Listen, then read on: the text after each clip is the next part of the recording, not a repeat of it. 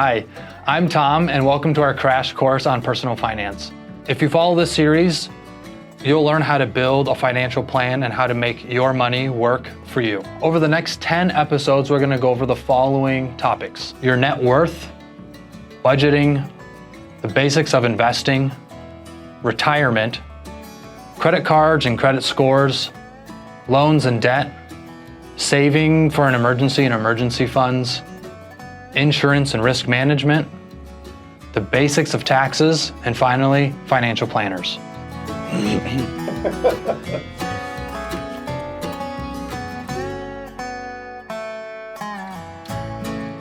Your net worth is essentially a snapshot of a specific point in time of what you're worth, meaning what you own minus what you owe.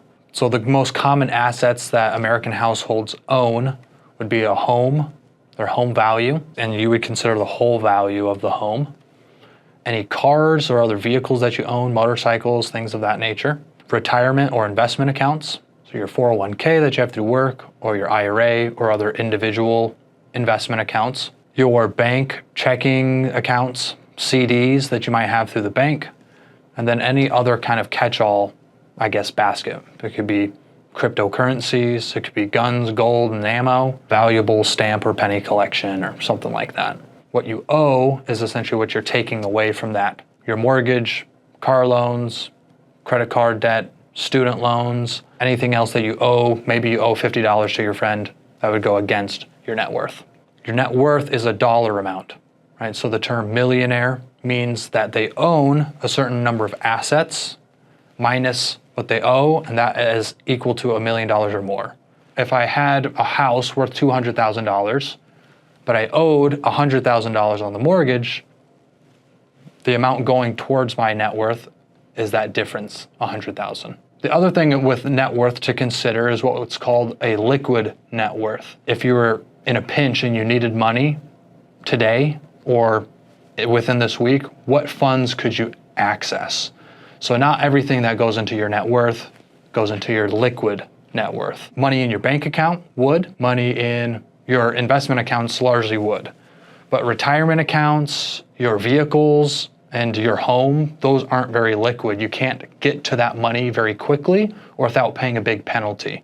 And so those aren't considered liquid assets. You would take away from that liquid assets your credit card debt or other debts that need to be paid relatively soon. Your mortgage wouldn't be considered because typically that's a 30-year mortgage.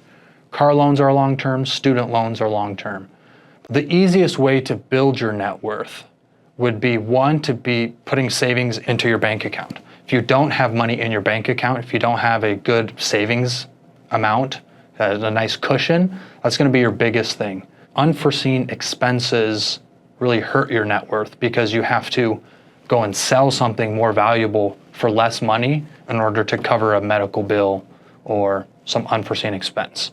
So having that liquid money in an emergency fund can help protect your net worth, even though you're not earning a lot of money on that money. The other easy way to increase your net worth is to pay down any high interest loans that you have. The biggest killer is credit cards. Car loans tend to be relatively high in interest as well, paying down high interest debt. From there, once you've kind of eliminated those big pain points, you can then look to growing that net worth. And that's what we're going to talk about in our next video between budgeting, and then the third video would be the basics of investing. So your net worth in a vacuum isn't too helpful. It doesn't tell you a whole lot. The most helpful is in comparison. Is your net worth growing over time? So it's not something I want to look at once and then I'm done.